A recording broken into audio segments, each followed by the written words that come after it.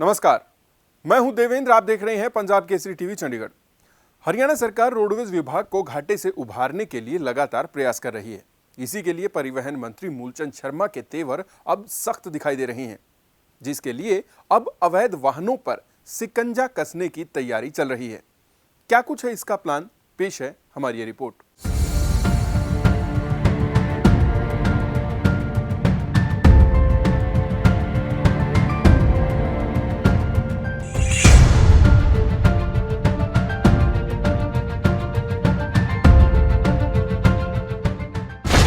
हरियाणा में नहीं चलेंगे अवैध वाहन, परिवहन विभाग हुआ सख्त। बिना परमिट वाहनों को लेकर परिवहन मंत्री के तीखे तेवर। टोल प्लाजाओं पर 24 घंटे टीम रखे निगरानी। दूसरे राज्यों से की जा रही है बातचीत। कोरोना काल और इससे पहले हुआ हरियाणा रोडवेज के घाटे को खत्म करने और विभाग को घाटे से उभारने के लिए हरियाणा के परिवहन मंत्री के तेवर सख्त दिखाई दे रहे हैं। इसे लेकर जहां पिछले दिनों परिवहन मंत्री ने अधिकारियों की बैठक लेकर सख्त आदेश दिए, वहीं हफ्ते भर पहले पत्रकारों से बातचीत करते हुए मूलचंद शर्मा ने बताया था कि वे कैसे हरियाणा रोडवेज को घाटे से उबारने के लिए सख्त कदम उठा रहे हैं। नहीं, जैसे हमने क्या है कि जो लॉकडाउन के दौरान जितने प्राइवेट व्हीकल जो रोड पे हैं, जो रात को बसें निकलती हैं, प्राइवेट सेक्टर में जो सारे दिन सवारी ढोती हैं, और हमने ऐसा कराया कि हर जिले में हमने जितने टोल टैक्स हैं कि वहाँ गाड़ी भगा कर नहीं जा सकता, वहाँ पुलिस प्रशासन का भी इंतजाम है, वहाँ अपने हरियाणा रोडवेज के भी आदमी रहेंगे, आरटीए के भी आदमी रहेंगे। हम 24 घंटे उस टीम पे आने गए, उनको उतारेंगे, उनका चालान करेंगे, और चालान करने के बाद जितनी सवारी है उसको हरियाणा रोडवेज बैठाएंगे। कि इस तरह से क्या है, जब बार बार रुक नहीं पड़े, हमने फिक्स एक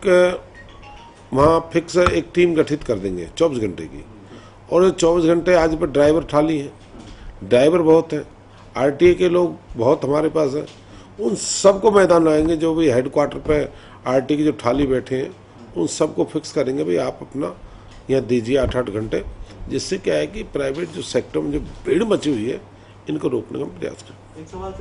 वहीं बुधवार को भी मूलचंद शर्मा ने बताया कि रोडवेज को नुकसान से बचाने के लिए सख्त कदम नहीं उठाया गया तो रोडवेज विभाग नहीं बचेगा।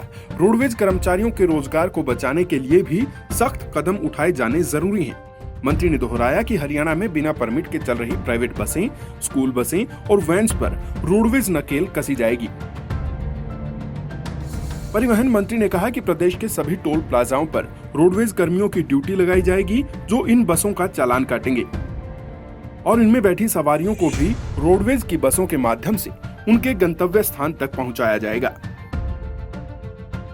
आने वाले समय में हरियाणा रोडवेज में अगर रोडवेज के बेड़े को बचाना है, 18,000 कर्मचारियों को बचाना है, हरियाणा रोडवेज को बचाना है। जो लॉकडाउन के दौरान जितनी अवैध बस, अवैध मैक्सी, अपना वैन की जो अवैध बस थी वो सवारी ढोने का काम कर रही हैं, जो स्कूलों में वैन लगी हुई थी वो सवारी ढोने का काम कर रही हैं।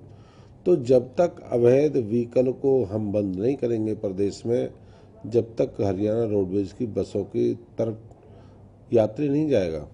और हमने सबने आरटीए, जीएम रोडवेज ने सभी ने टीम बनाई है। हम एक भी अवैध वैन ना अवैध बस हम रोड पर नहीं चलने देंगे।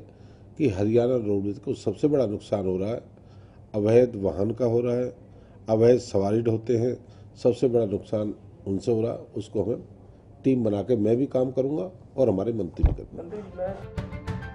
वहीं हरियाणा रोडवेज को घाटे से निकालने के लिए सरकार लगातार ये भी प्रयास कर रही है कि दूसरे राज्यों से बात कर इंटरस्टेट बस सेवा चालू की जाए। इसे लेकर परिवहन मंत्री ने कहा कि वे लगातार दिल्ली और अन्य राज्यों से बात कर रहे हैं। मूलचंद शर्मा ने बताया कि दिल्ली ने अभी परमिशन नहीं दी है, जबकि अन्य कुछ राज्यों ने इजाजत दे दी है। परिवहन मंत्री के मुताबिक दिल्ली में आमतौर पर 500 बसें रोजाना जाती थी, जिनका अब नुकसान हो रहा है। दिल्ली सरकार से बार बार आग्रह करने पर जो प्रदेश के हमारे जो परिवहन के सचिव हैं उन्हें बार बार, और मैंने भी स्वयं परिवहन मंत्री दिल्ली के से बात की है कि हरियाणा की बसों को हरियाणा परमिशन दी जाए।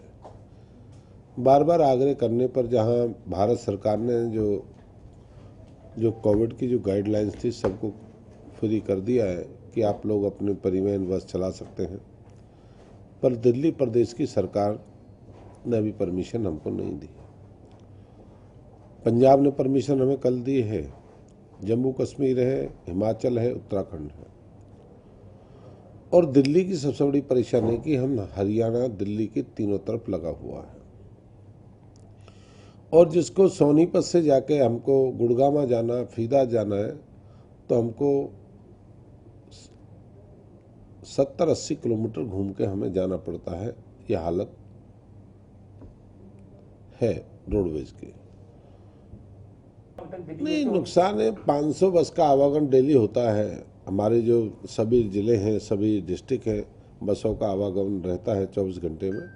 तो इससे क्या है कि नुकसान तो ये कि हमारी जो बसें जो दिल्ली तक की टिकटें हैं वो बॉर्डर पर रुक जाती हैं, दिल्ली के बाद दिल्ली की बस लेके जाते हैं। नुकसान ही नुकसान है। साफ है कि रोडवेज विभाग को घाटे से उबारने के लिए परिवहन विभाग के मंत्री सख्त दिखाई दे रहे हैं। इसके बाद अवैध वाहन चालकों को संभल जाना चाहिए ताकि भविष्य में वे किसी भी जुर्माना देने से बच जाएं। पंजाब केसरी टीवी चंडीगढ़ के लिए देवेंद्र रूहल की रिपोर्ट।